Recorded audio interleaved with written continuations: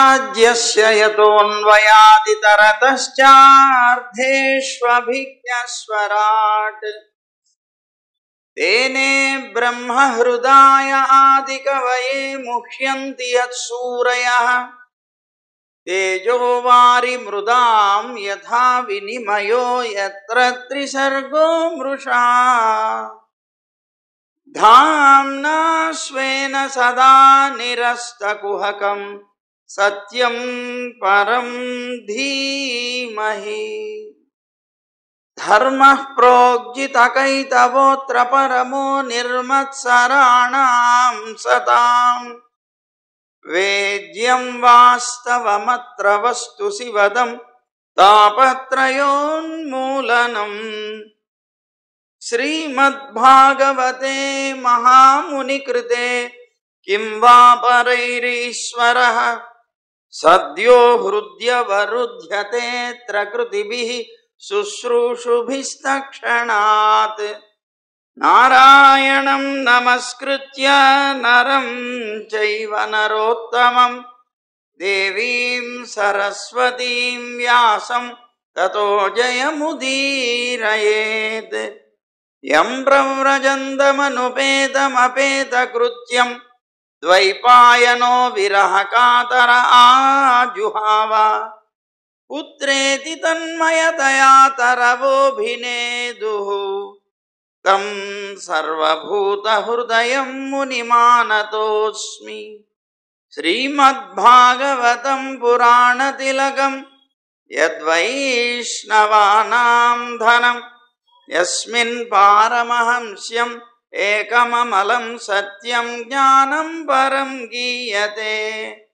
యత్ర జ్ఞాన విరాగ భక్తి నైష్కర్మ్యమావిష్కృతం నిగమకల్పతరోర్గళితం ఫలం సుఖముఖాదమృతద్రవ సంయుతం. పిబత భాగవతం రసమాలయం ముహురహో రసికా భువి భావుకాః. జ్ఞానానందమయం దేవం నిర్మలస్ఫటికాకృతిం ఆధారం సర్వవిద్యానాం హయగ్రీవముపాస్మహే. శ్రీరంగసింహగిరిదేశికపాదసేవా ప్రాప్తాఖిల ద్రవిడ వేద రహస్య జాతం శ్రీగౌతమాన్వయజమాశ్రిత భాగధేయం గోపాలదేశికమహం శరణం ప్రపద్యే. సంసార సాగరే మగ్నం దీనం మాం కరుణానిధే. కర్మ మోహ గృహీతాంగం మాముద్ధర భవార్ణవాత్.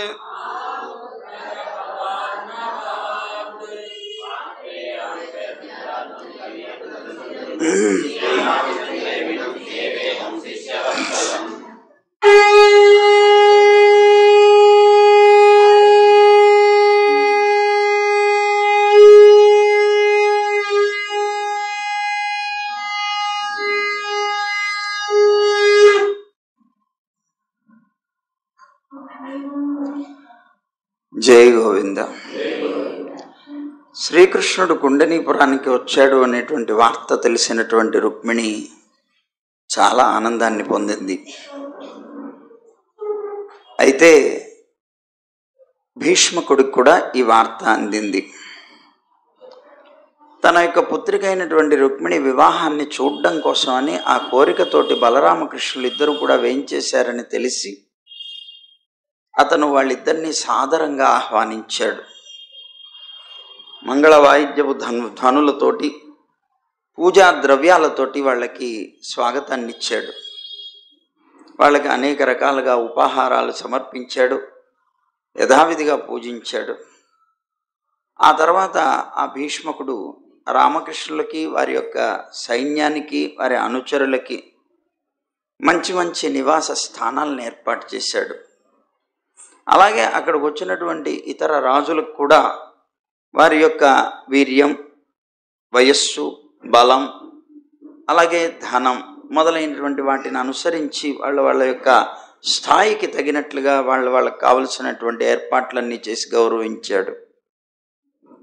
విదర్భ పురవాసులందరూ కూడా శ్రీకృష్ణుడు వచ్చాడు అనేటువంటి విషయాన్ని తెలుసుకొని ఆయన దగ్గరికి వెళ్ళారు. అందరూ కూడాను చాలా అనురాగంతో కూడినటువంటి ఆయన యొక్క వదన కమలాన్ని తమ నేత్రాలనేటువంటి అంజలులతో పానం చేశారు. అంటే మనం పానం చేసేటప్పుడు 2 చేతుల్ని అంజలిగా ధరించి స్వాగతించినట్లు, స్వీకరించినట్లు వాళ్ళ యొక్క నేత్రాలే అంజలులా అన్నట్లుగా ఆ నేత్రాలతో ఆయన యొక్క సౌందర్యాన్ని జుర్రుకున్నారట వాళ్ళందరూ కూడా. అట్లా ఆనందపడ్డారు వాళ్ళ యొక్క నేత్రాలతో చూసి. ఆ తర్వాత వాళ్ళల్లో వాళ్ళు అనుకున్నారట, మన రుక్మిణికి ఈ కృష్ణుడే తగినవాడు అనుకున్నారట. మన రుక్మిణి ఈ కృష్ణుడికే భార్య అవడానికి తగింది, ఇతరులు ఎవ్వరూ ఈయనకి భార్యలు కాలేరు, ఆమెడికే ఆ యోగ్యత ఉన్నది అనుకున్నారట. కృష్ణుడు మాత్రమే ఆ రుక్మిణికి కూడా చెందినటువంటి వాడు, ఆ రుక్మిణికి ఇంకా ఇతరులు ఎవరూ కూడా భర్త కావడానికి యోగ్యులు కారు అనుకున్నారట. అనుకున్నటువంటి ప్రజలందరూ కూడా వారంటారట, నిజంగా మనకి ఏ కొద్దో గొప్ప పుణ్యం ఉన్నా సరే లోకత్రయ సృష్టికర్త అయినటువంటి ఆ కృష్ణుడు దానికి సంతోషించి దయతో మా పుణ్యఫలంగా ఆ రుక్మిణిని వివాహం ఆడుగాక అనుకున్నారట. అంటే రుక్మిణీదేవిని వివాహం చేసుకోవడం కోసం వారి యొక్క పుణ్యాన్ని కూడా సమర్పించడానికి సిద్ధపడిపోయారు ఆ రాజ్యంలో ఉన్నటువంటి ప్రజలందరూ కూడా. తగుని చక్రి విదర్భరాజసుతకుం దధ్యంబు వైదర్భియుం, తగుని చక్రికి నింత మంచి తగునే దాంపత్యమీ ఇద్దరిం తగులంగట్టిన బ్రహ్మ నేర్పరి గదా, దర్పాహతారాతి అయి మగడవుగా గావుత చక్రి రమణికిన్ మా పుణ్యమూలంబునన్ అంటున్నారట ప్రజలందరూ కూడా. ఇద్దరు ఒకరికొకరు తగినట్లుగా ఉన్నారు. కృష్ణుడికి ఈమె తగింది, ఈమెకి కృష్ణుడే తగి ఉన్నాడు. అలాంటి ఈ ఇద్దరినీ కూడాను చతుర్ముఖ బ్రహ్మ సృష్టించి వాళ్ళిద్దరినీ కలిపితే ఎంత చతురుడవుతాడో కదా అనేటువంటి భావాన్ని వ్యక్తపరిచారు. ప్రేమ పరవశులైపోయినటువంటి పురవాసులందరూ కూడా ఇలా మాట్లాడుకుంటూ ఉంటే ఆ రుక్మిణి పార్వతీదేవి యొక్క ఆరాధన కోసంగా బయలుదేరింది. రక్షక భటులున్నారు ఆమెడ చుట్టూత. అంతఃపురం నుంచి అంబికా మందిరానికి బయలుదేరింది. అయితే ఆ బయలుదేరిన క్షణం నుంచి ఆమె మౌనం వహించింది. ఆ మౌనంగా ఉంటూ హృదయంలో నిరంతరం కృష్ణ పాదపద్మాలనే స్మరిస్తోంది. ఆమె వెంట తల్లులు, అలాగే సఖీ జనాలు వీళ్ళందరూ కూడా కలిసి వెళుతూ ఉన్నారు. ఆ పక్కన కవచాలు ధరించి కత్తులు పట్టుకొని రాజభటులు వీళ్ళని రక్షిస్తూ వెనకాల వస్తున్నారు. పార్వతీదేవి యొక్క పదపల్లవాల్ని దర్శించడం కోసం భూమి మీద నడుస్తూ బయలుదేరింది రుక్మిణీదేవి. పురం నుంచి బయటికి వచ్చింది. అప్పుడు మృదంగాలు, శంఖాలు, తూర్యాలు, భేరీలు అన్నీ కూడాను అద్భుతంగా మ్రోగుతున్నాయి. ఉత్తమ వారాంగణలైనటువంటి వాళ్ళు ఎందరో అనేక రకాలైనటువంటి ఉపాహారాలు తీసుకొని బయలుదేరుతున్నారు. కొంతమంది బలులు తీసుకుని బయలుదేరుతున్నారు. కొంతమంది గాయకులు అద్భుతంగా గానం చేస్తూ ఆ వీధుల్లో నడుస్తున్నారు. స్తోత్ర పాఠాలు చేసేవారు స్తోత్ర పాఠాలు చేరుస్తున్నారు. అలా వీళ్ళందరూ కూడాను ఒక పెద్ద ఉత్సవంలాగా ఊరేగింపుతో బయలుదేరారు. రుక్మిణీదేవి నడుస్తూ ఉంటే వెనకాల. సరే, ఇలా నడిచి ఆ రుక్మిణీదేవి పార్వతీదేవి ఆలయానికి వెళ్ళింది. అక్కడ కాళ్ళు చేతులు కడుక్కున్నది, ఆచమనం చేసింది. శుచి అయి శాంత భావనతోటి ఆ పార్వతీదేవి దగ్గరికి వెళ్ళి శాస్త్ర విధానంలో ఏ ఏ విధానం అయితే చెప్పబడిందో ఆయా విధానంలో అక్కడికి వెళ్ళిన తర్వాత వృద్ధులైనటువంటి బ్రాహ్మణ పత్నులు ఉన్నారు కొంతమంది అక్కడ సిద్ధంగా. ఆ రుక్మిణిని శివపార్వతులు ఇద్దరి దగ్గర మొక్కించారు, నమస్కారం చేయించారు. ఏ విధానంలో అయితే శాస్త్ర విధానంలో అక్కడ పూజ జరగవలసి ఉన్నదో వివాహానికి ముందు, ఆ వివాహ సందర్భంగా ఆ విధానంలోనే వాళ్ళందరూ చేయించారు. అప్పుడు రుక్మిణీదేవి, అంబిక, గణేశుడు మొదలైనటువంటి సంతానంతో పాటు నువ్వు మంగళదాయినివి అని లోకమంతా నిన్ను కీర్తిస్తూ ఉంటుంది. అలాంటి నీకు నేను నమస్కరిస్తున్నాను. నిన్ను కోరే కోరిక ఒక్కటే, ఆ శ్రీకృష్ణుడు నాకు భర్త కావాలి. దీనికి నువ్వు ఆమోదించాలి. ఇంతకు మించే కోరిక నేను కోరేది లేదు, నువ్వు ఇచ్చేది లేదు. నేను కోరిన ఈ కోరికను మాత్రం కాదు అనకుండా నాకు అనుగ్రహించవమ్మా అని ప్రార్థించింది. నమ్మితి నామనంబున సనాతనులైన ఉమామహేశులన్ మిమ్ము పురాణ దంపతుల మేలు భజింతుగదమ్మ మేటి పెద్దమ్మ దయాంబురాశి విగదమ్మ హరింపతిశేయుమమ్మనిన్ నమ్మిన వారికెన్నడు నాశము లేదు గదమ్మ ఈశ్వరీ. ఇక్కడ నారాయణుణ్ణి పొందాలి అంటే ప్రధానంగా ఆయన చెల్లెల యొక్క సహకారం ఉండాలి. అందుకనే అక్కడ గోపికలు కూడా కాత్యాయని దేవినే ప్రార్థించారు. ఇక్కడ రుక్మిణి కూడా ఆయన్ని భర్తగా పొందడం కోసం అని పార్వతీదేవినే కోరింది. కానీ మన గోదామ్మ మాత్రం కృష్ణుణ్ణే కోరింది. ఆయన్ని భర్తగా పొందాలి అంటే ఆయన ఆమోదం కావాలి అనుకొని ఆయన్నే ప్రార్థించింది.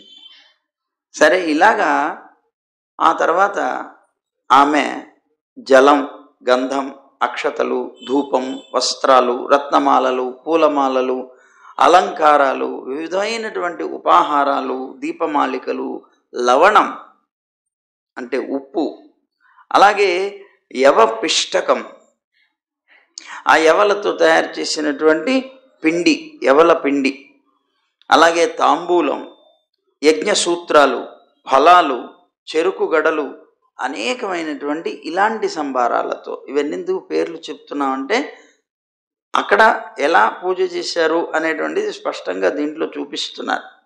ఈ ద్రవ్యాలు వాడారన్నమాట అక్కడ. అలాంటి ద్రవ్యాలతో స్వయంగా అంబికని రుక్మిణీదేవి పూజించింది. ఆ తర్వాత పతివ్రతలైనటువంటి విప్రపత్నులు ఎవరైతే ఉన్నారో వాళ్ళందరూ కూడాను ఆ దేవిని పూజించారు.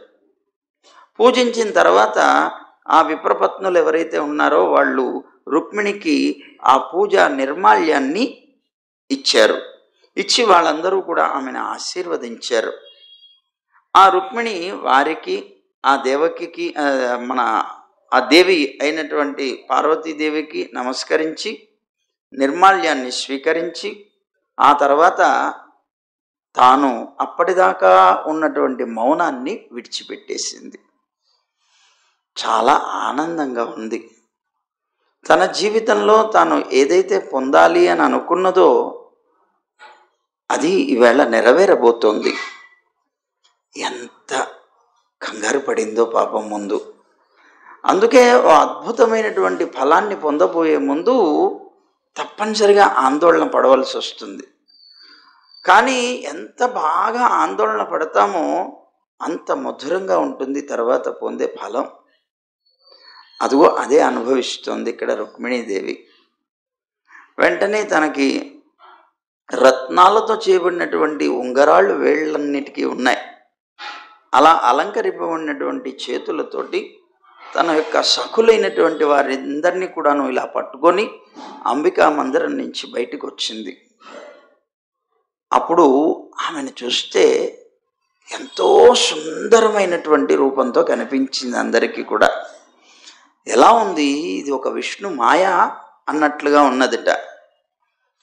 ఆమె యొక్క సౌందర్యం ధీరులైనటువంటి వ్యక్తులకు కూడా మోహాన్ని కలిగిస్తోందిట. ఆమె యొక్క కటి ప్రదేశం కృషించిపోయి ఉన్నదిట. ముఖం కుండలాల చేత ప్రకాశిస్తోందిట. ఆమె యొక్క నడుముకి రత్న మేఖల కట్టిపడి ఉన్నదిట, వేళ్లాడుతున్నదిట. అలాగే ఇలా ముందుకి వాలి ఉన్నటువంటి ముంగురులు ఏవైతే ఉన్నాయో అవి నేత్రాల మీద పడి ఆ నేత్రాలు అది అడ్డు ఉండడం వల్ల చంచలమవుతున్నాయిట. ఆమె యొక్క నవ్వు చాలా పవిత్రంగా ఉన్నదిట, విశుద్ధంగా ఉన్నదిట. ఆమె పళ్ళు ఉన్నాయి, దంతాలు, అవి మల్లె మొగ్గల్లాగా ఉన్నాయిట. ఆమె యొక్క అధరం దొండపండులాగా ఉందిట. ఆ అధరం యొక్క ఎర్రని కాంతి చేత ముఖం కూడా కొద్దిగా ఎర్రగా ప్రతిబింబిస్తున్నట్లుగా ఉన్నదిట. నడక కలహంసలాగా ఉన్నదిట. అక్కడ చేరినటువంటి అనేక మంది రాజులు కూడా వచ్చారు. ఈమె బయటికి వచ్చింది కదా, ఈమెని చూడడం కోసం అని రాజులందరూ కూడా వచ్చున్నారు. కొంతమంది ఏనుగుల మీద వచ్చారు, గుర్రాల మీద వచ్చారు, రథాల మీద వచ్చారు. వీళ్ళందరూ కూడా ఆమె యొక్క అద్భుతమైనటువంటి సౌందర్యాన్ని చూస్తున్నారట. వాళ్ళందరినీ కూడాను మభ్యపెడుతూ ఆ మోహపరుస్తూ ఆమె నడుస్తున్నప్పుడు ఆమె కాలికి ఉండేటువంటి అందెలు ఉన్నాయి చూశారు, అవి మోగుతున్నాయట. ఆ నూపురాల యొక్క కాంతితో శోభిల్లుతున్నాయట మళ్ళీ ఆ పాదాలు. అలా వెళుతున్నటువంటి ఆ కన్యని చూసి కామవేగం చేత పీడితులై మోహాన్ని పొందారట అందరూ కూడా. ఈమె మాత్రం యాత్ర అనేటువంటి ఒక నెపంతో కృష్ణుడికి తన లావణ్యాన్ని సమర్పించడం కోసం బయలుదేరి వెళుతోంది. ఉదారమైనటువంటి ఆమె యొక్క హాస్యం, లజ్జతో కూడినటువంటి తన చూపులు దేనికోసం వెతుకుతున్నాయి? కృష్ణుడి కోసం వెతుకుతున్నాయిట. అలా ఆవిడ కృష్ణుడు వచ్చాడు, కానీ ఇక్కడికి వచ్చాడా లేదా తెలుసుకోవాలంటే తల పైకెత్తాలి, తల పైకెత్తి కళ్ళతో చూడాలి. ఇక్కడ చాలామంది ఉన్నారు, ఈమె రాజకన్య. ఇక్కడ తను తలెత్తి అందరినీ చూడ్డానికి సిగ్గుపడుతోంది. కానీ ఆ వచ్చినటువంటి వాళ్ళల్లో కృష్ణుడున్నాడా లేదా ఎలా తెలుస్తుంది? అది పాప మనస్సులో సందేహపడుతోంది. అలా పడుతున్నప్పుడు ఈమెడి యొక్క సౌందర్యాన్ని చూసి, ఈమెమో కృష్ణుని చూడాలని, అక్కడ ఉన్నటువంటి రాజులేమో ఈమెడి యొక్క సౌందర్యాన్ని చూసి, ఆ చూసినటువంటి రాజులందరూట అపహరింపబడినటువంటి మనస్సు కలిగిన వాళ్ళే ఆమె యొక్క సౌందర్యం చేత. గజాల మీద ఉన్నవారు గజాల నుంచి డామ్మని పడిపోయారట, రథాల మీద ఉన్నవాళ్ళు పడిపోయారట, గుర్రాల మీద ఉన్నటువంటి రాజులు పడిపోయారట. వాళ్ళ యొక్క అస్త్రాలు ఏవైతే ఉన్నాయో వాటన్నిటిని వదిలేసి కింద పడిపోయారట వాళ్ళందరూ నేల మీద. ఈ రుక్మిణి మెల్లమెల్లగా చంచలమైనటువంటి కమల కోశంలాగా ఉన్నటువంటి పాదాలతోటి నడుస్తూ కృష్ణుణ్ణి కలుసుకోవడం కోసం తొందరపడుతోందిట, ప్రతీక్షిస్తోంది. ఎడమ చేతి వ్రేళ్లతోటి ముంగుర్లు పైన పడుతున్నాయి, ఏమీ కనిపించడం లేదు. తల ఎత్తి చూద్దామంటే సిగ్గు. ఇలాంటి స్థితిలో ఇంకా తప్పదనుకొని తన కళ్ళ మీదకి పడుతున్నటువంటి ఆ ముంగురుల్ని ఎడమ చేత్తో అలా కొద్దిగా పైకెత్తిందిట. అలా పైకెత్తి సిగ్గుతో అక్కడ ఉన్నటువంటి కృష్ణుణ్ణి చూడడం కోసం అని అలా అందరినీ చూసిందిట. కృష్ణుడు కనిపించాట. ఇంకంతే, మనస్సుకి ఎంతో ఆనందం. అయింది. అయితే నన్ను తీసుకుని వెళ్ళడానికి సిద్ధంగా ఉన్నాడు కృష్ణుడు అనుకున్నది. కానీ అక్కడ ఉన్నటువంటి వారికి ఎవ్వరికీ అనుమానం కలగకూడదు. అందుకని తన రథం దగ్గరకు వచ్చింది. ఆ రథం దగ్గరకు వచ్చి రథం ఎక్కుతున్నట్లుగా నటిస్తోంది. తనకి తెలుసు కృష్ణుడు వస్తాడు, నన్ను అపహరించుకుని వెళ్తాడు అని. దానికోసం ఎదురు చూస్తూ నెమ్మది నెమ్మదిగా పనులు చేస్తోంది. ఎందుకు? ఆయనకి అవకాశం కల్పించాలి. అందుకోసం నెమ్మది నెమ్మదిగా అవకాశాన్ని కల్పిస్తూ అడుగులో అడుగు వేసుకుంటూ అక్కడికి వెళ్ళి నెమ్మదిగా ఆ కాలు దాని మీద పెట్టాలన్నట్లుగా పెడుతోంది. నిజంగా ఎక్కాలని కాదు. ఈ లోపల రానే వచ్చాడు కృష్ణుడు రథాన్ని వేసుకుని. ఆ రథంతో అక్కడికి వచ్చి వెంటనే ఆ రుక్మిణీదేవిని చేత్తో అలా పట్టుకొని రథంలోకి ఎక్కించేశాడు. ఎక్కించేసి వెంటనే ఆ రథాన్ని తీసుకొని ముందుకు వెళ్ళాడు. తాను రుక్మిణీదేవిని అపహరించాడు. ఇది ఎక్కడ జరిగింది? రాజులందరూ ఉండగా వారందరి మధ్య నక్కలన్నీ ఉండి తినబోతున్నటువంటి ఆహారం, తనకి దక్కవలసినటువంటి ఆహారాన్ని నక్కలు అనుభవించాలని ప్రయత్నం చేస్తున్నప్పుడు సింహం వచ్చి తన యొక్క ఆహారాన్ని పట్టుకెళ్ళిపోయినట్లుగా వీళ్ళందరూ కూడా అది దానికోసం అని ఎదురు చూస్తూ కూర్చున్నటువంటి ఆ రుక్మిణీదేవిని స్వయంగా తాను అపహరించుకొని వెళ్ళిపోయాడు కృష్ణుడు. గర్వితులైపోయి ఉన్నారు వీళ్ళు. అదిగో మనం అనుకున్నది జరిగిందన్నారు. అనుకున్నట్లుగానే వచ్చాడు కృష్ణుడు, అపహరించుకొని పోయాడన్నాడు. జరాసంధుడు మొదలైనటువంటి శత్రువులు ఎవరైతే ఉన్నారో ఇది మనకి కలిగిన పరాభవం అనుకున్నారు. ఛీ, మన బ్రతుకు చెడ అనుకున్నారు. మనకి కీర్తి భంగం అయిపోయింది అనుకున్నారు. చాలా మొత్తుకున్నారు పాపం. ఈవేళ గోపబాలురు మనలాంటి ధనుర్ధారులైనటువంటి యశస్సుల యొక్క యశస్సునంతటినీ కూడా హరించి పారేశారనుకున్నారు. ఇది సింహం యొక్క కీర్తిని మృగాలు భంగపరిచినట్లుంది అనుకున్నారు. వీళ్ళు సింహం అన్నమాట. మన అస్త్ర బలం ఎందుకు తగలబెట్టనా అనుకున్నారు. చివరికి అనుకున్నటువంటి వాళ్ళు ఏం చేశారు? సుఖమహర్షి చెప్తున్నారు మళ్ళీ. అప్పుడు అక్కడ చేరినటువంటి రాజులందరూ, రాజా, ఈ విధంగా అరుస్తూ వాళ్ళ యొక్క కవచాలన్నీ ధరించారు. మనం వదిలిపెట్టేస్తామా? మనం బలం చచ్చిన వాళ్ళమా? వెళదాం, యుద్ధం చేద్దాం అనుకున్నారు. కవచాలు ఎందుకంటే జరాసంధుడికి ఒక పక్క భయం ఉన్నది. కృష్ణుడు ఇంతకుముందు తన్ని తగిలేశాడు 17 సార్లు. అది గుర్తుకున్నది. కానీ తాను సమ్రాట్ అని వీళ్ళందరూ కీర్తిస్తున్నప్పుడు వాళ్ళ మధ్యలో నేను పిరికివాణ్ణి అని భావించి బ్రతకడం అంత సమంజసం కాదు. అందుకోసం తన యొక్క పరాక్రమాన్ని చూపిస్తూ పదండి అన్నాడు. వెంటనే అందరూ కవచాలు ధరించారు, ధనస్సులు తీసుకున్నారు, తమ యొక్క సైన్యాన్నంతటిని కూడా తమ వెంట పెట్టుకున్నారు, గుర్రాలు ఎక్కారు, శ్రీకృష్ణుడి వెనకాల పరిగెట్టుకుంటూ బయలుదేరారు. పదండి, యుద్ధం చేద్దాం, పట్టుకోండి పట్టుకోండి అంటున్నారు, గట్టిగా పరిగెడుతున్నారు. ఇదంతా చూశాడు బలరాముడు. బలరాముడి కంట్లో పడింది. ఈ యాదవపతులైనటువంటి యాదవ సేనాపతులు, బలరాముడు, ఈ శత్రువులు అనేటువంటి వారు కృష్ణుడి మీద పడబోతుండగా చూశాడు. వెంటనే వాళ్ళ యొక్క ధనస్సులు తీసుకొని ఒక్కసారి మోగించారు ధనస్సుని. వెంటనే వీళ్ళందరూ ఏమిటి ఇది, ఎక్కడి నుంచి వస్తోందని కంగారు పడ్డారు. చూస్తే బలరాముడు మొదలైనటువంటి వాళ్ళు కనిపించారు. ఇలాంటిది పరిచయం ఇంతకు పూర్వం కూడా జరాసంధుడికి. ఆయన యొక్క బాణపు దెబ్బలు తిన్నవాడు గనక ఆ శబ్దం పరిచయమే గనక వెంటనే చూశాడు. అక్కడి నుంచి వాళ్ళు, అయితే మమ్మల్ని అడ్డుకోవడానికి వీరు వస్తే మాత్రం కృష్ణుడిని మనం అడ్డుకోలేమా? మన దగ్గర బాణాలు లేవా అని ఆ ధనస్సులతో బాణ వర్షం కురిపించారు. ఆకాశాన్నంతటినీ కప్పేసింది అది. ఆ కృష్ణుడి మీద ఒక పెద్ద వలలాగా ఏర్పడింది. అది చూసేటప్పటికి రుక్మిణీదేవి భయపడిపోయింది. అలా బాణవర్షం చేత కప్పివేయబడ్డం చూసి భయపడినటువంటి రుక్మిణి సిగ్గుతోటి కృష్ణుడి వంక అలా చూసింది. అయ్యో, ఇంత ఆపద వస్తుందే అన్నట్లుగా. కృష్ణుడు నవ్వాడు. నవ్వుతూ, ఓ అమలోచన, నువ్వు భయపడవలసిన అవసరం లేదు. నీ సైన్యాలు వస్తాయి, నీ సైన్యాలు త్వరలోనే శత్రు సైన్యాన్ని సంహరిస్తాయి, నువ్వు భయపడకు అన్నాడు.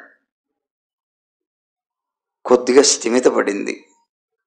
ఎప్పుడైతే తాను అన్నాడో వెంటనే పరిగెట్టుకుంటూ వచ్చారు గదుడు, సంకర్షణుడు, అంటే బలరాముడు మొదలైనటువంటి వీరులందరూ కూడాను. ఆ శత్రువుల యొక్క పరాక్రమాన్ని సహించలేకపోయారు. అద్భుతంగా ఆకాశంలో బాణ వర్షాన్ని కురిపించడం చూసి సహించలేనటువంటి వారై వారి యొక్క తీక్ష్ణమైనటువంటి బాణాలు తీసుకున్నారు.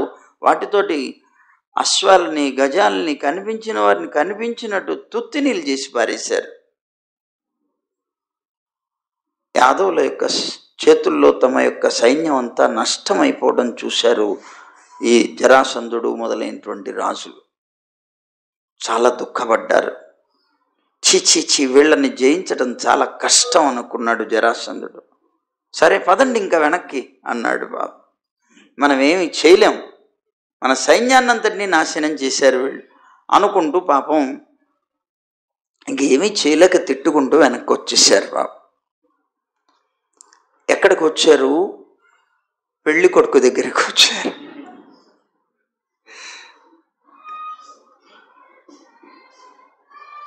శిశుపాలుడి దగ్గరకు వచ్చారు. వాడు పాపం అపహరింపబడినటువంటి భార్య కలిగిన భర్తలాగా ఉన్నాడు. వాడు అలా ఉన్నటువంటి అతను ఆతృతతో ఉన్నాడు. పోగొట్టుకున్నటువంటి భార్య వెనక్కి తిరిగి వస్తుందేమో అని ఆశపడుతూ ఎదురు చూస్తున్నాడు. వాడి తేజస్సంతా హీనమైపోయింది. చాలా నిరుత్సాహంతో ఉన్నాడు. తను పెళ్లి కొడుకు, తను వెళ్ళలేకపోయాడు అక్కడ దాకా. తన్నులు తిని వీళ్ళు వచ్చారు. చివరికి ఆ వచ్చినటువంటి వీళ్ళు వాడిపోయినటువంటి ముఖం కలిగినటువంటి శిశుపాలుడి దగ్గరకు వచ్చి అతనికి బోధ చేశారు. శిశుపాల, దుఃఖపడకు నాయన. వీళ్ళు ఉట్టి చేతులతో రావడం చూసి శిశుపాలుడు బోరును ఏడుస్తున్నాడు. పాపం, ఏడవకు నాన్న శిశుపాల. ఎందుకంటే ఈ ప్రాణుల యొక్క సుఖదుఖాలు ఎప్పుడు స్థిరంగా ఉండవయ్యా. నువ్వు ఇప్పటిదాకా ఆనందంతో ఉన్నావు, నీకు ఇప్పుడు దుఃఖం వచ్చింది. ఈ దుఃఖం ఎప్పుడు ఉంటుంది అనుకోకు, మళ్ళీ సుఖం వస్తుంది. ఆ సుఖం కూడా శాశ్వతం కాదయ్యా, మళ్ళీ దుఃఖం వస్తుంది. ఈ సుఖదుఖాలు అనేటువంటివి చంచలాలయ్యా. అందువల్ల నువ్వు బాధపడకు, ఈ దుఃఖం ఎప్పుడు ఉండదు, స్థిరంగా ఉండదు, కంగారు పడకన్నారు అనే ఉదాహరణ చెప్పారు. ఒక కర్ర బొమ్మ ఇంద్రజాలికుడైనటువంటి వాడి యొక్క ఇచ్ఛని అనుసరించిగా అతని కోరికని బట్టి అది ఎలాగైతే నాట్యం చేస్తుందో అలాగే మనం అంతా భగవంతుని యొక్క అధీనంలో ఉన్నామయ్యా.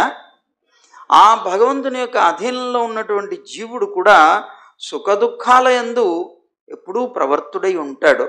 అంటే దాని సుఖదుఖాలు ఎప్పుడూ పొందుతూనే ఉంటాడు. అందువల్ల దుఃఖం వచ్చిందని కుంగిపోవడం చెయ్యకు అన్నాడు. అక్కడ దాకా ఎందుకు, నన్ను చూడన్నాడు. ఎవరు? జరాసంధుడు. నేను కూడా ఇప్పటికి 17 సార్లు ఆ కృష్ణుడి చేతిలో ఓడిపోయాను. చివరికి 23 అక్షౌహిణుల సైన్యంతో ఒక్క యుద్ధంలో జయాన్ని సంపాదించాను. వీడి సొంతగా జయం లభించిందేం లేదు, కృష్ణుడే వెళ్ళిపోయాడు. అది వీడి జయం అనుకుంటున్నాడు. బాబు వెర్రివాడు. అది అనుకుంటూ ఆ మాట చెప్పాడు. నేను ఒక్కసారి 17 సార్లు ఓడిపోయి ఒక్కసారి చివరికి నేను గెలిచాను. అప్పుడు నేను నేర్చుకున్నటువంటి పాఠం ఏమిటో తెలుసునా? ఈ జగత్తు అదృష్టం చేత, కాలం చేత నడిపించబడుతోంది అని తెలుసుకున్నాను. కనుక అదృష్టం ఉన్నవాడికే ఏదైనా లభిస్తుంది. అయినా కాలం మనకు అనుకూలించినప్పుడు మనం దుఃఖపట్టం చేయక్కర్లేదన్నాడు. అని చెప్పి, నేను వీర సేనాపతిని. నాకు ఎప్పుడైతే ఇలాంటి అనుభవం జరిగిందో ఆ అనుభవం జరిగిన దగ్గర నుంచి నేను సుఖించడం లేదు, దుఃఖించడం లేదు. ఏ కర్మ జరిగినా కూడా ఇది భగవంతుని యొక్క అధీనమైంది, నేనేమీ చేయలేను, దీనికి సుఖించి ఆనందపడి లేదా దుఃఖపడి కుంగిపోయి ఇవన్నీ ఎందుకు అని నేను పాఠం నేర్చుకున్నాను. నా జీవితంలో రెండింటిని సమానంగా చూడటం నేర్చుకున్నాను. నువ్వు కూడా అలా నేర్చుకోవాలోయ్ అన్నారు. నేనెవరిని? వీర సేనాపతులైనటువంటి వాటికి అధిపతిని. అలాంటి నేను కూడా కృష్ణుడి చేత రక్షింపబడేటువంటి కొద్ది మంది యాదవుల చేతిలో ఓడిపోయి ఇప్పుడు కూడా వచ్చానయ్యా. ఇప్పుడు కూడా వెనక్కి తిరిగి వచ్చింది వాళ్ళ చేత ఓడిపోయే. ఇప్పుడు నేను తెలుసుకున్న పాఠం ఏమిటి అంటే, ఇప్పుడు మనకి కాలం అనేటువంటిది అనుకూలంగా లేదు. మనకి కాలం అనుకూలంగా లేదు కనుక శత్రువులు విజయాన్ని లభించారు, మనం ఓడిపోయాం. మనకి మంచి రోజులు వస్తాయి తప్పనిసరిగా, అప్పుడు మనం కూడా విజయాన్ని పొందగలుగుతాం అని అతనికి అనేక రకాలుగా ఊరట కలిగించారు మాటల చేత. సరే, ఇలా మిత్రులందరూ బోధించిన తర్వాత శిశుపాలుడు చేసేదేముంది, ఇంకా ఎటు రుక్మిణి వెళ్ళిపోయింది, కృష్ణుడు ఎటు పట్టుకుని వెళ్ళిపోయాడు. ఇంకా ఏడ్చి మాత్రం ప్రయోజనం ఏమిటి? వీళ్ళు చెప్పిన మాటల్ని కొద్దిగా జాగ్రత్తగా మనస్సులో పదిలపరుచుకొని జీవించడమే మంచిది అనుకున్నాడు. ఇంకా చేసేదేమీ లేదు గనక అనుచరులతో పాటు తన పురానికి వెళ్ళిపోయాడు. సరే, చావకుండా మిగిలినటువంటి కొంతమంది రాజులు ఉన్నారు. వాళ్ళందరూ కూడా తమ తమ యొక్క స్థానాలకు వెళ్ళిపోయారు. ఆ సమయంలో కృష్ణ ద్వేషి అయినటువంటి వాడు, మహాబలవంతుడైనటువంటి రుక్మిణి యొక్క అన్న, తన యొక్క పట్టుదలతోనే శిశుపాలుడికిచ్చి వివాహం చేయాలనుకున్నాడు. కానీ తన సంకల్పం నెరవేరలేదు. కాకపోగా కృష్ణుడు తన చెల్లెల్ని తీసుకొని వెళ్ళిపోయాడు అపహరించి. చాలా తీవ్రమైనటువంటి కోపం వచ్చింది అతనికి. మహాబలవంతుడైనటువంటి రుక్మి సోదరి యొక్క రాక్షస వివాహాన్ని సహించలేకపోయాడు. దీన్ని రాక్షస వివాహం అంటారు. రాక్షసులు అపహరించి తీసుకొని పోయి వివాహం చేసుకుంటారు. అలాగే ఈ వివాహాల్లో కూడా రకరకాలు ఉన్నాయి, అందులో ఇది ఒకటి. సరే, మొత్తం మీద ఇది రాక్షస వివాహం. దీన్ని సహించలేకపోయాడు. ఎలాగైనా సరే కృష్ణుడిని మధ్యలో ఆపైనా, అతన్ని చంపైనా సరే, నా చెల్లెల్ని మళ్ళీ నేను తిరిగి తీసుకుని వస్తాను, శిశుపాలుడికి ఇచ్చి వివాహం చేసి తీరతాను అనుకున్నాడు. నేను అనుకోవడం కాదు, ఇది ప్రతిజ్ఞ చేయాలనుకున్నాడు. అనుకొని అసహనంతో ఉన్నటువంటి వాడు క్రోధంతో, చాలా తీవ్రమైనటువంటి నిరాశతోటి కవచబద్ధుడయ్యాడు. ధనస్సును పట్టుకున్నాడు. ఆ రుక్మి రాజులందరి మధ్యలో ప్రతిజ్ఞ చేశాడు. అందరూ వింటూ ఉండగా ఏమన్నట్ట, ఈ యుద్ధానికి వెళుతున్నాను నేను కృష్ణుడితో. ఆ యుద్ధానికి వెళ్ళి నేను కృష్ణుడిని సంహరించి నా సోదరిని కనుక తిరిగి తీసుకురాలేకపోతే నేను కుండని నగరానికే తిరిగి రాను అన్నాడు. ఈ కుండిన నగరానికి నేను ఇంకా తిరిగి రాను అని ప్రతిజ్ఞ చేశాడు. ఇది నిజం అన్నాడు. బయలుదేరాడు రుక్మి రథాన్నెక్కి. సారథితో ఉన్నాడు, కృష్ణుడు ఎక్కడుంటే అక్కడికి వెళ్ళిపో, వెంటనే తీసుకుని వెళ్ళి అతనితో యుద్ధం చేయాలన్నాడు. ఏ గోపాలుడైతే నా సోదరిని బలవంతంగా అపహరించాడో అతన్ని నా తీక్ష్ణ బాణాలతో ఈవేళ చంపితే గాని నేను వెనక్కి రానని భయంకరమైనటువంటి కోపంతో బయలుదేరాడు. గర్వాన్ని అనుస్తానన్నాడు. సరే, పాపం వెర్రివాడు, కృష్ణుడి యొక్క మాహాత్మ్యం తెలియనటువంటి వాడు తాను. అలాంటి తెలియని దుర్బుద్ధి అయినటువంటి రుక్మి గర్వంతో రథంలో పరిగెట్టుకుంటూ వెళ్ళి కృష్ణుడిని అంటున్నాడు. కనిపించింది దూరంగా రథం. నిలువు నిలువు నిలువు అంటున్నాడు. ఆగు ఆగు కేకలు వేస్తున్నాడు. దృఢంగా తను ధనస్సును ఎక్కుపెట్టాడు. అతను ఆగటం లేదు, ముందుకు వెళ్ళిపోతున్నాడు. ఆ కృష్ణుడిని చూసి ఒక్కసారి తన యొక్క ధనస్సుతోటి 3 బాణాలు ఎక్కుపెట్టి కృష్ణుడిని కొట్టాడు. ఓయ్ యదుకుల దూషణ అని పిలిచాడు. యదుకుల భూషణుడైనటువంటి కృష్ణుడిని యదుకుల దూషణ అని పిలిచాడు. ఒక క్షణం నిలువు అక్కడ. కాకి యజ్ఞ సంబంధమైనటువంటి హవిస్సును అపహరించినట్లుగా నా సోదరుని అపహరించుకొని నువ్వెక్కడికి వెళ్ళగలవు?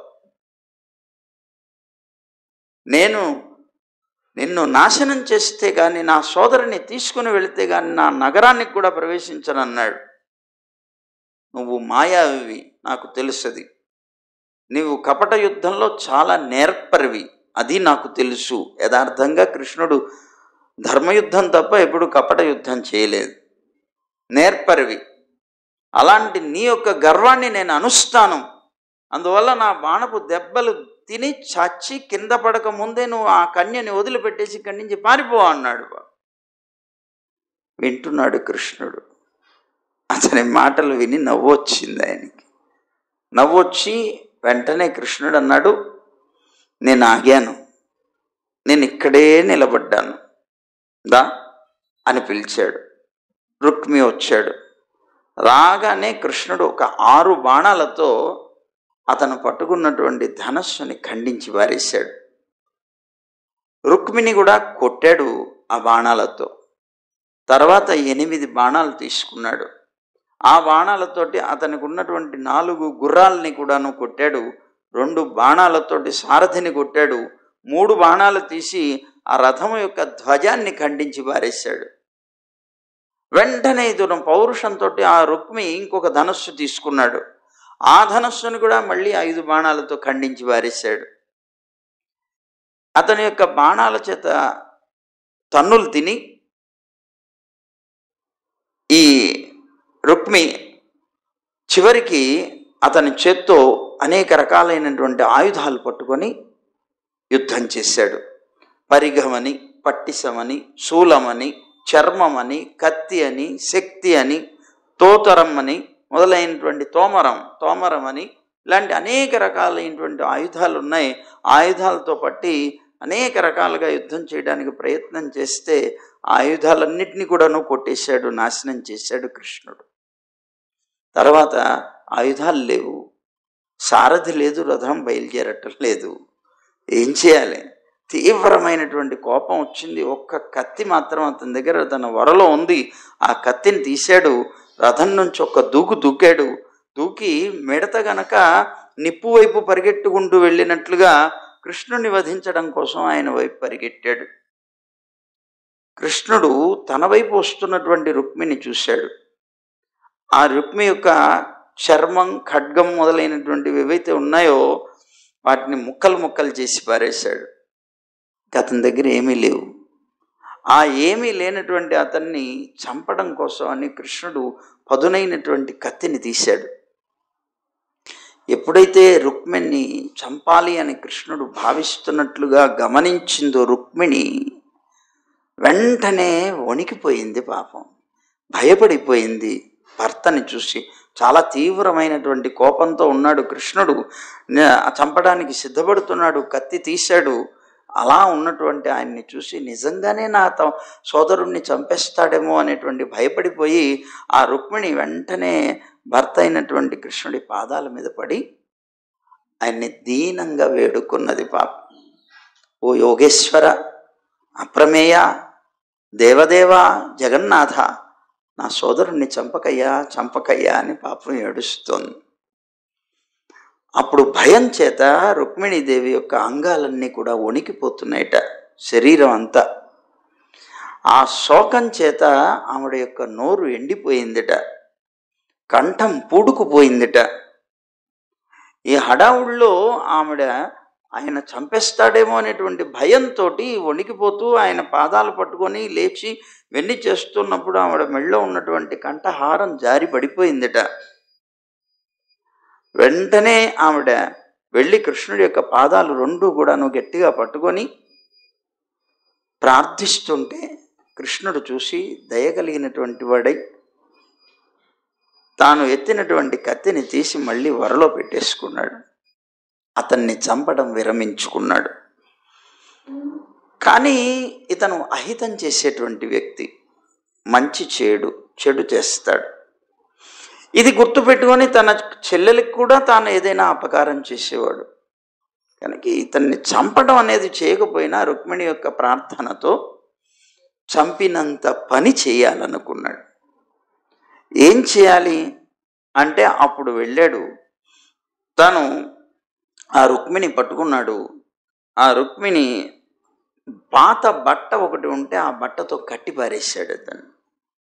పాత బట్ట చింపి అతన్ని కట్టేసేట, చేతులు కట్టేసి తన దగ్గర కత్తి ఉంది కదా, ఆ కత్తి తీసుకొని అతని మీసాలు, అతని తల కొద్ది కొద్దిగా అంటే మధ్య మధ్యలో లేకుండా అక్కడక్కడ ఉంచేలాగా గొరిగి అవమానపరిచేట, విరూపుణ్ణిగా చేసేట ఆయన.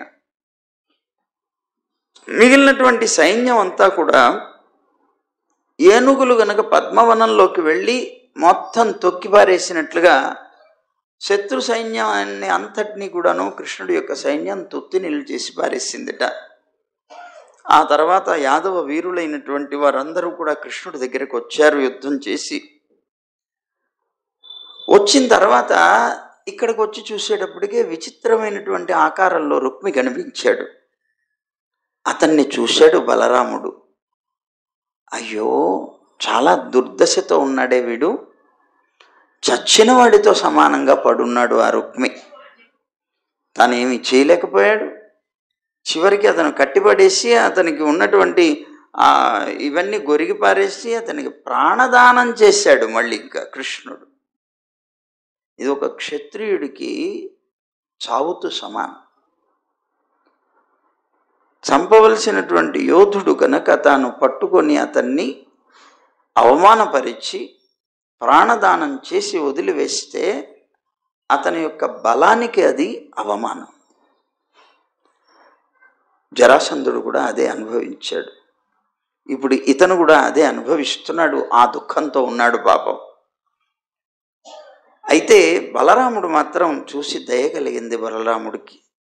వీడి యొక్క పరిస్థితి చూసి చాలా దయ కలిగి అతని కట్లు ఊడదీసేసాడు. కట్లు ఊడదీసి కృష్ణుడితో అన్నాడు, ఏమయ్యా కృష్ణ, నువ్వు ఇతని యొక్క మీసాలని తలని గురిగి పెట్టేశావు. ఇది యాదవులకి నిందింపదగింది. ఇలాగ జుట్టు గురగటం అనేటువంటిది యాదవులకి చావుతో సమానం. ఇది చాలా నిందింపదగినటువంటి కృత్యం, చాలా అసంగతమైనటువంటిది. బంధువులైనటువంటి వాళ్ళకి ఇలాంటి విరూపమైనటువంటి విరూపత్వాన్ని కలిగించడం అనేటువంటిది చావుతో సమానం. యాదవులు ఎప్పుడు కూడా సహించలేరుది. ఇతను చచ్చినట్లే అని కృష్ణుడితో అని, పక్కనే నూతన వధువు రుక్మిణీదేవి ఉన్నది. ఆ రుక్మిణికి సోదరుడే రుక్మి. బలరాముడు కొద్దిగా పెద్దవాడు కదా, కొద్దిగా జ్ఞానం కలిగినటువంటి వాడు కనుక బోధ చేయటం ప్రారంభించాడు. అటు ఆమె ఏమనుకోకూడదు, ఇటు జరగవలసిన కృష్ణుడు జరిపినటువంటి కృష్ణుడు ఏమనుకోకూడదు. తన పాత్ర తాను పోషించాలి.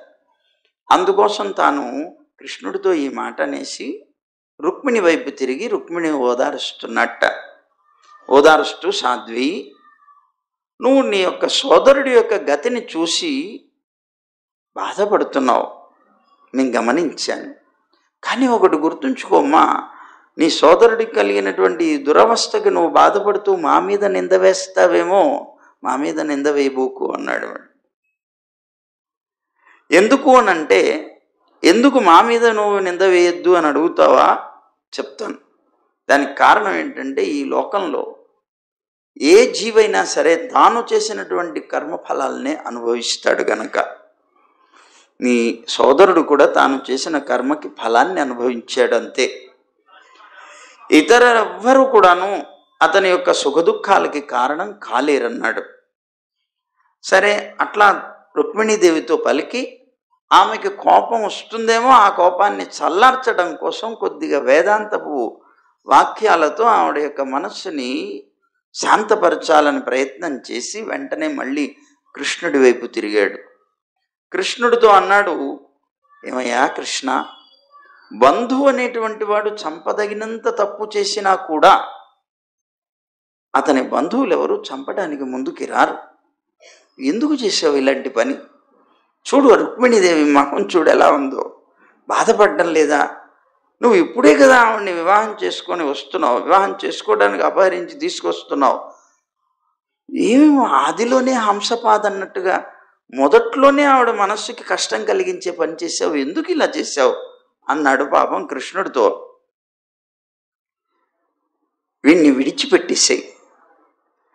ఎందుకు విడిచిపెట్టాలంటావా? అతను తన తప్పు చేతనే చచ్చిపోయాడు. ఇంకా మళ్ళీ వాడిని చంపడం ఎందుకు? చంపవలసినటువంటి అవసరం ఏంటి? తాను తప్పు చేయడం చేతనే తాను సిగ్గుపడుతున్నాడు. తాను తప్పు చేసి తాను ఆ శిక్షను అనుభవిస్తున్నాడు. దాంతోనే చావుతో సమానం. అది అయిపోయింది, ఇంకా ఎందుకు చంపాలి వాడిని అన్నాడు. మళ్ళీ రుక్మిణి వైపు తిరిగాడు. రుక్మిణితో అన్నాడు, అమ్మా, బ్రహ్మదేవుడి చేత సృష్టింపబడినటువంటి క్షత్రియులు ఉన్నారే, వాళ్ళకి స్వధర్మం ఒకటి ఉంటుందమ్మా అన్నాడు. ఏమిటి ఆ స్వధర్మం అంటే, లోకంలో తమ యొక్క ధర్మానుసారంగా ఒక సోదరుడు ఇంకో సోదరుడిని కొట్టుకోవడం, చంపుకోవడం, ఈ క్షాత్ర ధర్మంలో ఉన్నటువంటి భయంకరమైనటువంటి ఒక రీతి అన్నాడు. మళ్ళీ కృష్ణుడి వైపు తిరిగాడు. ఆయన రాజ్యం కానీ, భూమి కానీ, ధనం కానీ, స్త్రీ కానీ, మానం కానీ, తేజస్సు కానీ, ఇలాంటి వాటి కోసమే లోకంలో అందరూ కొట్టుకుంటారా? ఇతర విషయాల కోసం కానీ కొట్టుకునేటువంటి ప్రయత్నం కనిపించదు. కానీ ఐశ్వర్య మద గర్వంతో ఉండేటువంటి వాళ్ళు ఎవరైతే ఉంటారో వాళ్ళు అందరికీ విరోధులవుతారు. అయినా కూడా మనకి మాత్రం అది తగింది కాదు. వాడు మూర్ఖుడయ్యాడు, మనం ఎందుకు అతన్ని అవమానపరచాలి అన్నాడు. అంటూ మళ్ళీ రుక్మిణి వైపు తిరిగాడు. మళ్ళీ ఆవిడకి చెప్తున్నారు, అందరికీ చెడు చేసేటువంటి వాడు కదమ్మా, నువ్వు కూడా ఆలోచించు. నువ్వేం అనుకోకు కృష్ణుడు ఇలా చేశాడని. కృష్ణుడు అలా చేయడానికి కారణం ఒకటి ఉన్నది. మీ సోదరుడు గురించి నీకు తెలుసు.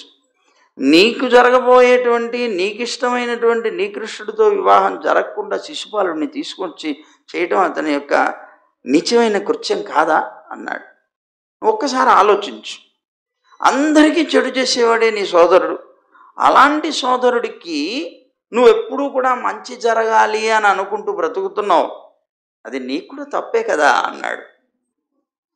అలాంటి దుర్మార్గుడైనటువంటి సోదరుడికి నువ్వు మంచి జరగాలనుకోవడం ఏమిటి? వాడికి శిక్ష పడాలనుకోవాలి, వాడు బుద్ధి తిన్నగా ఉండాలనుకోవాలి. ఏమీ లేదే నీ దగ్గర అన్నాడు. పాపం అలా బోధిస్తున్నాడు. ఇతను చూస్తే అందరికీ బాధ కలిగించేటువంటి వాడు కదా అన్నాడు. అంటూ ఒక మాట అంటున్నాడు, ఆత్మమోహో నృణామేష కల్ప్యతే దేవమాయయా సుహృద దుర్హృద్ ఉదాసీన ఇది దేహాత్మమానినాం అన్నాడు. ఏంటిటా, ఈ వ్యక్తి నాకు బంధువు, ఈ వ్యక్తి నాకు శత్రువు, ఈ వ్యక్తి నాకు తటస్థుడు అనేటువంటి విధానంగా భావం చేసేటువంటి వాడు ఎవరైనా సరే దేహాత్మ భ్రాంతి కలిగినటువంటి వాడే అన్నాడు. అంటే దేహాత్మ భ్రాంతి కలిగినటువంటి వాడికే ఒకడు శత్రువు, ఒకడు మిత్రుడు, ఒకడు తటస్థుడు అనేటువంటి వాళ్ళుగా ఉంటారు. ఇదంతా భగవంతుడి యొక్క మాయ చేత కల్పితమైందమ్మా. సర్వ జీవాంతర్యామి పరమాత్మ ఒక్కడే. కానీ ఒకడే ఉన్నప్పటికీ కూడా ఎంతమంది ఉన్నట్లు కనిపిస్తున్నారు. ఒకడే చంద్రుడు ఈ అనేక రకాలైనటువంటి జలాశయాల భేదం చేత వాటిల్లో కూడా నీడగా కనిపిస్తూ ఉంటాడు కదా. ఎంతమందో చంద్రులు ఉన్నట్టు కనిపిస్తాడు కదా, అంతే ఇది కూడా అన్నాడు. ఒకే ఆకాశం లేకపోతే ఘటం అంటే కుండ మొదలటి వాటి యందు అనేకాలుగా కనిపించినట్లు ఆ పరమాత్మ కూడా అనేక రూపాల్లో ఉన్నట్లుగా కనిపిస్తాడమ్మా. రూపాల్లో ఉన్నట్లుగా కాదు, అందరి యందు అంతర్యామిగా ఉండి ప్రతివారి యందు కూడాను ఉంటాడు. అలాంటి జన్మాది వికారాలకు కూడా ఆత్మకి సంబంధించినవి కాదు. జన్మించడం, చావడం, పెరగడం, తరగడం, లావవడం, పొట్టవడం, సన్నమవడం, ఇవన్నీ కూడా ఆత్మకి సంబంధించిన వికారాలు కావు. ఈ వికారాలన్నీ కూడాను శరీరానికి సంబంధించినవి. చంద్రుడు ఉన్నాడు చూడు, ఆ చంద్రుడికి కళలు ఉన్నాయి. చంద్రుడి యొక్క కళలకే జన్మ, మృత్యువు అనేటువంటివి ఉంటాయి, చంద్రుడికి ఉండవు అన్నాడు. అంటే ఇప్పుడు చంద్రుడు ఉన్నాడు, అతని కళలు తగ్గిపోతూ ఉంటాయి, తగ్గిపోతూ తగ్గిపోతూ తగ్గిపోతూ పూర్ణచంద్రుడు కాస్త సన్న గీత అయిపోతాడు. చివరికి అది కూడా పోతుంది, అమావాస్య వస్తుంది.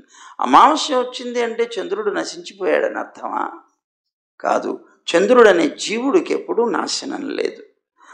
ఈ జన్మ, మృత్యువు ఇలాంటివన్నీ కనిపించేది చంద్రుడి యొక్క కళలకే కదా అన్నాడు. అమావాస్యలో చంద్రుడి యొక్క కళలకి మాత్రమే కలిగేటువంటి వినాశనం చంద్రుడి యొక్క నాశనంలాగా చెప్పబడుతోంది.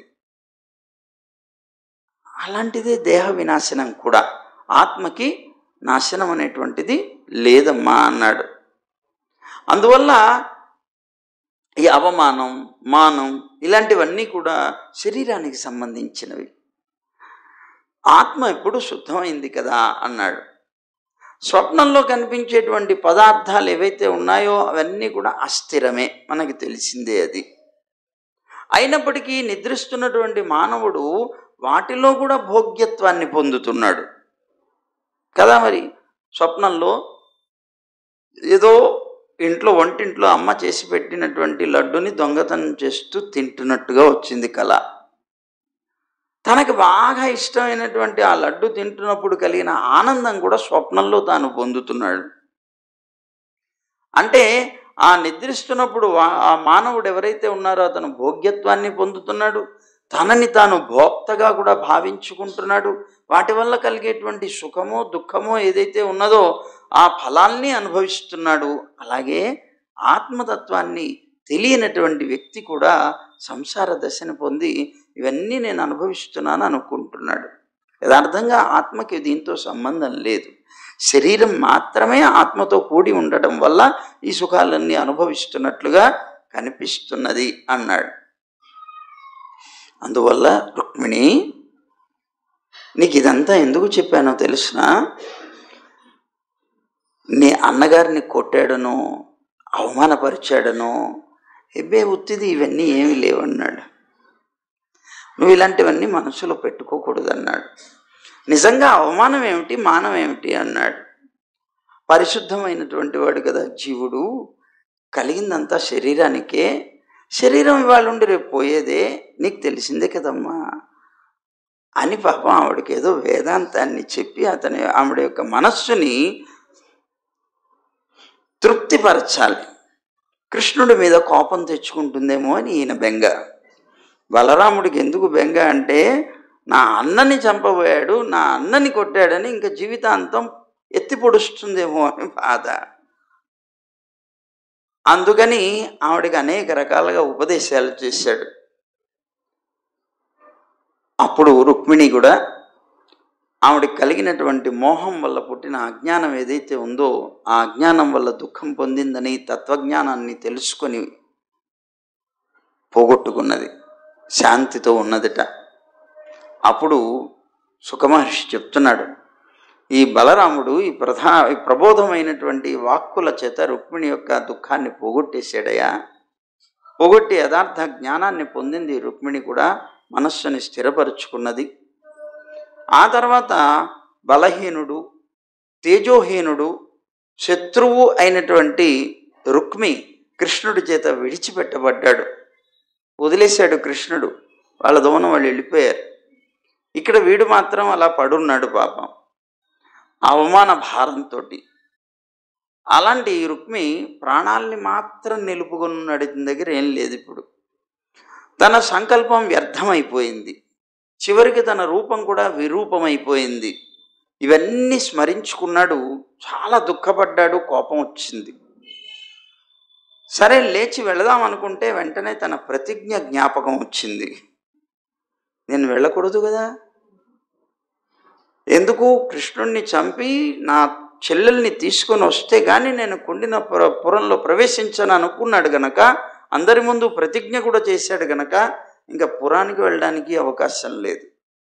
చివరికి అతను మళ్ళీ వెనక్కి తిరిగి వెళ్ళిపోయి భోజకటం అనేటువంటి ఒక గొప్ప నగరాన్ని నిర్మాణం చేశాడు. భోజకటం అనేటువంటి ఒక నగరాన్ని నిర్మాణం చేసి అందులో ఉన్నాడు, కానీ కుండినపురానికి వెళ్ళలేదు. తను చేసిన ప్రతిజ్ఞ కోసం ప్రతిజ్ఞాబద్ధుడై. అలా కృష్ణుణ్ణి సంహరించకుండా, కనిష్ట సోదరి అయినటువంటి రుక్మిణిని ఉద్ధరించకుండా భోజకటం అనేటువంటి దాంట్లోనే ఉండి తీవ్రమైనటువంటి కోపంతో, కృష్ణుడి మీద కోపంతో నివసిస్తున్నాడు. సరే, కృష్ణుడేమో ఇలాగా రుక్మిణి కూడా ఓడించేసేసి రుక్మిణిని తన పురానికి తీసుకొని వెళ్ళాడు. వెళ్ళి యథావిధిగా శాస్త్రోక్త విధిగా తాను వివాహం చేసుకున్నాడు. ఆ వివాహ సమయంలో యదుపురంలో కృష్ణుడి మీద ప్రీతి కలిగినటువంటి ప్రతి ఇంటిలో కూడాను మహోత్సవం జరిగిందిట.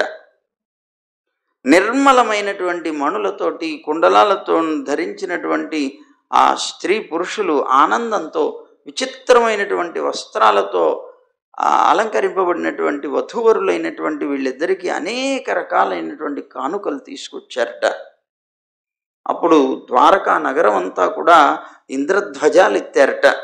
అంటే మనం జెండాలు పాతుంటాం కదా, రంగురంగులైనటువంటి విచిత్రమైనటువంటి మాలలతోటి అలంకారాలు చేశారట. వస్త్రాలతోటి, రత్నమయమైనటువంటి తోరణాలతోటి అలంకరించారట. ప్రతి ద్వారంలోనూ పూర్ణకుంభం పెట్టారట.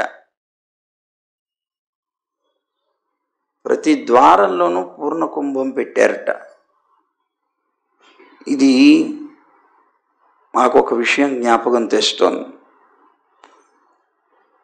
శ్రీకాకుళంలో మహాలక్ష్మి యాగం చేయాలి అని సంకల్పించి పెరుమాళ్ళ యొక్క ఆజ్ఞతో అక్కడ చేయడానికి భిక్షా కార్యక్రమానికి తిరుగుతున్నాం.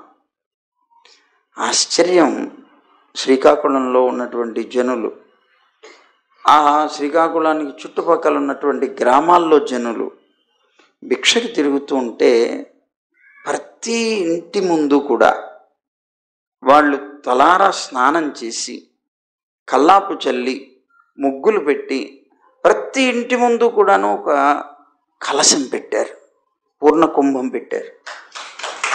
రోడ్డు మీద ప్రతి గడప దగ్గర, ప్రతి ఇంటి ముందు కల్లాపు చల్లి, ముగ్గులు వేసి దాని మధ్యలో పూర్ణకుంభాన్ని పెట్టారు. ఆహ్వానించే పద్ధతి అది. అక్కడ అంత ఆశ్చర్యకరంగా జరిగింది. అదిగో ఇప్పుడు చెప్తూ ఉంటే అది జ్ఞాపకం వచ్చింది. వాళ్ళ యొక్క ఆహ్వానపు రీతిని చూసి చాలా ఆశ్చర్యపోయాం. అదిగో అలాగా ప్రతి ద్వారంలోనూ పూర్ణకుంభాన్ని పెట్టారట. చాలా అగరులతో కూడినటువంటి సుగంధాలు, ధూపాలు, దీపాలు అన్నీ కూడా పెట్టారట. మార్గాలన్నీ కూడాను ఆ వివాహానికి వచ్చినటువంటి రాజుల యొక్క ఏనుగులు ఉంటాయి చూడండి, ఆ ఏనుగుల యొక్క మద ధారల చేత తడిసిపోయాయట రోడ్లన్నీ కూడాను. ఆ ద్వారాలన్నీ అరటి చెట్లతో ఉన్నాయట, పోక చెట్లతో ఉన్నాయట, అలంకరించారట. ఈవేళ మనం పండుగలు వస్తే మనం జరుపుకునేవన్నీ వీటిని అనుసరించే చేసేది. మనకెవరు చెప్తారు మరి? అలాగా ఆనందంగా వస్తున్నటువంటి బంధువుల్లో ఎవరెవరు ఉన్నారట? కురు, సృంజయ, విదర్భ, యదు, కుంతి మొదలైనటువంటి వంశస్థులందరూ కూడా, ఆ రాజులందరూ కూడా రుక్మిణి కృష్ణుల యొక్క కళ్యాణానికి వచ్చారట, వివాహానికి. అందరూ చూసి ఆనందించారట. అప్పుడు ఎలా ఈ పిల్లని వివాహం చేసుకున్నాడు కృష్ణుడు అని ఒక ప్రశ్న వస్తే దానికి అపహరణ చేశాడు కృష్ణుడు అని తెలిసిందిట. రుక్మిణి హరణం అనేటువంటి ఘట్టాన్ని అందరూ కూడాను విచిత్రాలు కథలుగా చెప్పుకున్నారట. సహజం కదండి, ఏదైనా ఒక విచిత్రం జరిగితే వచ్చిన వాళ్ళందరూ చెవులు కొరుక్కుంటారంటారు. ఆ చెవులు కొరుక్కున్నారట అందరూ కూడాను, కథలుగా చెప్పుకున్నారట. అది విని రాజులు, రాజకన్యలు ఆశ్చర్యపోయారట. అప్పుడు పరీక్షణ్ మహారాజుతో అంటూ సుఖమహర్షి, రాజా, ద్వారకలో సాక్షాత్తుగా లక్ష్మీ రూపిణి అయినటువంటి రుక్మిణితో శ్రీకృష్ణుడి యొక్క కలయికని చూసి ఆ పురజనులందరూ కూడాను మహదానందాన్ని లభించారయ్యా. ఎంతో అద్భుతమైనటువంటి ఆనందకర సన్నివేశం అక్కడ జరిగింది. రుక్మిణీదేవిని వివాహం చేసుకున్నాడు కృష్ణుడు. మొట్టమొదటి వివాహం ఇది. అద్భుతంగా జరిగింది. ఆ వివాహానికి ఇంత చరిత్ర ఉన్నది అన్నాడు. ఇలా జరిగింది అని చెప్పాడు. దీంతో మనకి శ్రీమద్ భాగవతం దశమ స్కంద పూర్వార్థం పూర్తయింది. ఉత్తరార్థం ఉన్నది. ఆ ఉత్తరార్థం రేపు ఉదయం నుంచి మనం ప్రారంభం చేసుకుంటాం. జై గోవింద. గోవింద జయ జయ గోపాల జయ జయ. రాధారమణ హరి గోవింద జయ జయ. గోవింద జయ జయ గోపాల జయ జయ. రాధారమణ హరి గోవింద జయ జయ. గోదారమణ హరి గోపాల జయ జయ. గోవింద గోవింద గోవింద జయ జయ. గోవర్ధనోద్ధార గోవింద జయ జయ. గోపీ మనోహర ముకుంద జయ జయ. గోవర్ధనోద్ధార గోవింద జయ జయ. గోపీ మనోహర ముకుంద జయ జయ. గోవింద జయ జయ గోపాల జయ జయ. గోవింద జయ జయ గోపాల జయ జయ.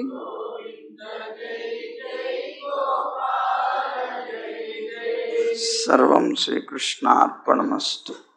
జై గోవింద. జై జై గోవింద. జై జై జై గోవింద. జై శ్రీమన్నారాయణ. జై జై శ్రీమన్నారాయణ. జై జై జై శ్రీమన్నారాయణ. సర్వం శ్రీకృష్ణార్పణమస్తు.